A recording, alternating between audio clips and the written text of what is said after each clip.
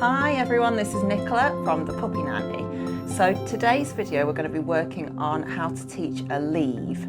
So a leave is basically when we're teaching our dogs that there's something that they're not allowed to get.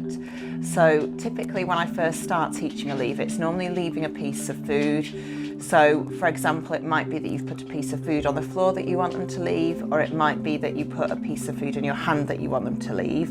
And when you ask them to leave it, they don't try and get that piece of food. So that's what we're trying to teach with a leave. Leave is actually a really good exercise to teach because it can be used in a lot of different situations and we can use it with lots of different things. So once we've got the hang of teaching it with just a piece of food, we can start to use other objects as well. So we can teach them it with things like toys, things that they're not allowed in the house, like shoes and socks and things like that are off limits. Tissues is always a good one to try, tea towels, any kind of cloths and things like that. So you want to get to the point where when they've got the basics, you can start to teach it with things that they're stealing or things that they're likely to pick up which you don't want them to pick up on walks as well. And that way you're able to ask them to leave things rather than having to kind of drag them away from things using the lead. So that's why leave's really good. The way that we're going to teach it is we're going to use the clicker to teach this. We're going to use the clicker and the treats, and we're going to do something called capturing, where we're trying to encourage the dog to figure it out for themselves. So this is quite a nice creative problem-solving exercise for them.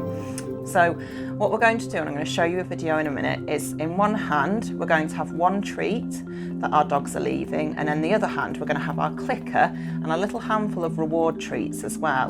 And the way that you're going to deliver your treats is you're going to click and then drop a treat out of that hand, or click and hold your hand out for them to get a treat from that hand.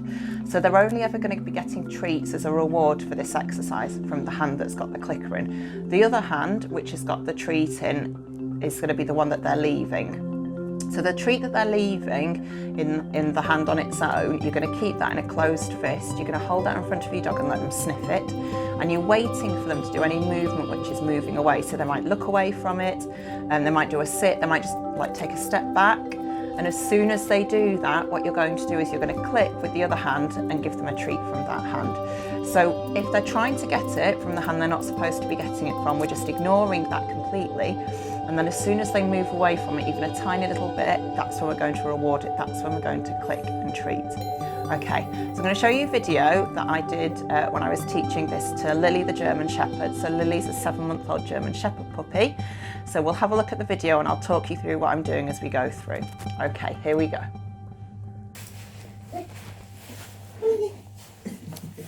Okay, so here's Lily. So I've got two hands. One of my hands has got the clicker.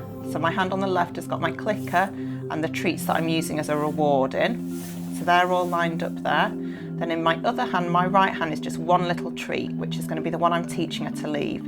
So I've held that there in front of her in a fist, and she's having a little bit of a lick at it and a bit of a chew at it to try and get that treat out. And I'm not doing anything. I'm not moving my hand. I'm not saying anything. I'm not moving away or anything like that. I'm just ignoring it.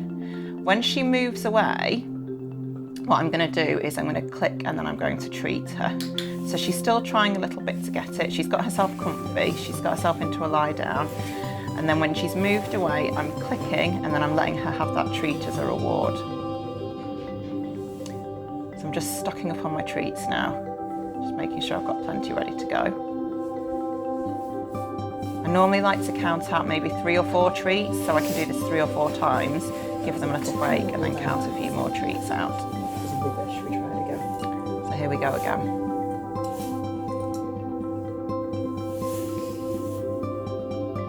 There we go, I've got my clicker, my reward treats in my left hand, right hand is the treat that we're asking her to leave. And then the hand that's got the clicker and the treats in, I've just moved that out of the way, so I've put it either hidden it on my lap, or sometimes I'll put it behind my back as well. So there, do you see where she hung back for a second? She kind of sniffed it, and then she just moved her head back a tiny little bit. And again there, and then I've clicked and treated. She's sniffing again. Having a bit of a lick. She's trying a paw.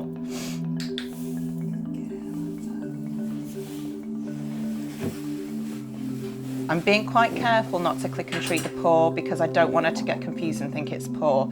So after she's done the paw, I'm waiting for her to pull back before I click and treat. If I click and treat while she's doing the paw, she's going to think that's what we're trying to learn with this exercise. And it's nice doing a paw, but that's not exactly what we're teaching here. We're teaching a leave here instead. So I'm just stocking up again, as I say, 3 or 4 treats, give them a little break, and then you can stock up again with them. What you normally find with this exercise is after a few repetitions they start to get the hang of it. So you keep doing it over and over again, and they'll get to the point where what they realise that actually them trying to get the treat from your hand isn't getting them the reward, it's actually hanging back that's the reward instead. What I've done with Lily here, which is probably a little bit too soon actually watching the video back, is I've started to open my hand out a little bit. So when they're comfortable leaving it in a closed hand, then what you do is you'd start to open it out a little bit at a time. So that's what I've done here, and the treat's just trapped underneath my thumb. Obviously that's much more tempting for her, so that's why it's the next level. It's easier for them to leave the treat if it's in a closed fist because they can't see it. But then once you open up your hand, they think it's fine to go ahead and get it again, which obviously we don't want. So there she's getting less and less determined to try and get it. So she's having a bit of a sniff and a bit of a lick, and then she's quite quickly moving her head away from that treat and waiting for her click and her treat. Most dogs as well realise that the treat's coming from the other hand, so you could see just then she was looking almost in the direction of the hand that was behind my back, because she knows that's where the click and the treat are coming from, and that's fine. That's just part of the learning process. There's no problem with them doing that at all. So even if they are sort of hanging back because they're waiting for a treat from the other hand, I wouldn't worry too much about that. That's no issue at all. If they get to the point where they're really, really good at it, they're always able to leave it, and they're just constantly staring at that other hand, what you would then do is you'd swap hands, which is trickier for us than it is for them, because all of a sudden you're doing things the wrong way around. So you've got your left hand with the treat they're supposed to be leaving, and then you've got your right hand with your clicker and your reward treats in. So it's just getting the sort of coordination of it right. This way that I'm doing it here is my normal way around. When I do it the other way around, it can feel quite odd. She's going back in for another little try.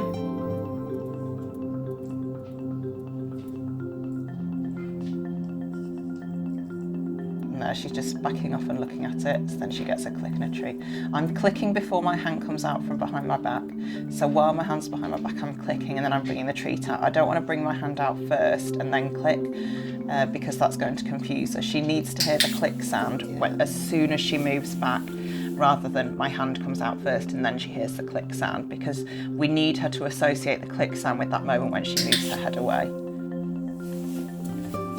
So there, that would be a perfect time there. There's a perfect time to click and treat again.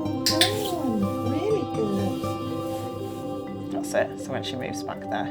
And what she sometimes does, which is really common as well, is sometimes she'll do a sit or a lie down, and that's fine. If they do a sit or a lie down, that's fine. So long as they're not trying to get the treat, you can still reward them, you can still click and treat them for it. So hopefully that was helpful, sort of watching what I was doing. Towards the end of the video, Lily's getting to the point where she's not really trying to get it, and that's what we want. We don't really want to be saying leave until she gets to the point where she stopped trying to get it all together, and when she's there, that's then when we'd start to add in our leave word.